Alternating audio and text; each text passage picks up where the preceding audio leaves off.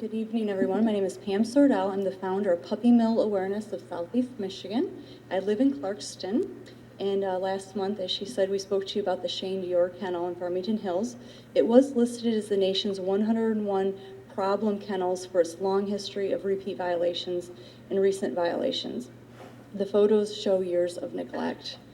I filed the complaint with animal control. I just want you to know we followed the process. We did file a complaint with animal control.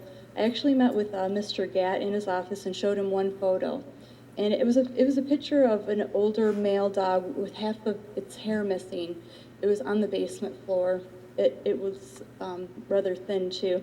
And I said, "Do you think this is neglect?" And he said, "Oh, indeed, that does look like neglect." He introduced me to Sergeant McNear, who discussed my complaint with Sergeant Holly. They assured me they would go out as soon as possible. And that day in their office, I offered assistance through the Humane Society of the United States. I am a district leader for District 8.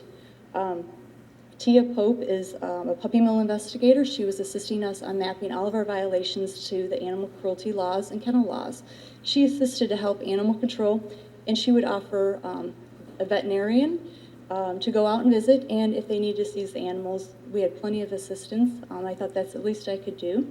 When I followed up on the complaint, they turned our case over to Detective Double in Farmington Hills. He interviewed both Karen and I.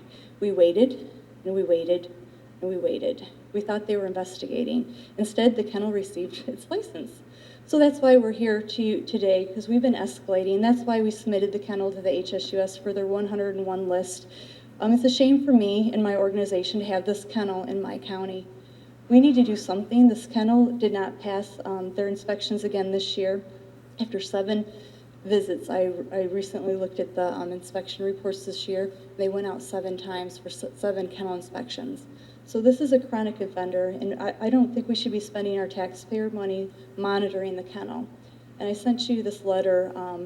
We did request an investigation, and one of my questions was about how many times can a repeat violator have, and there is no law that says there's 10 days, and there's no policy at animal control. So I would like to recommend that you look into, the department look into an enforcement action policy, and I offered you a link to this is the United States APHIS system, which they monitor commercial kennels.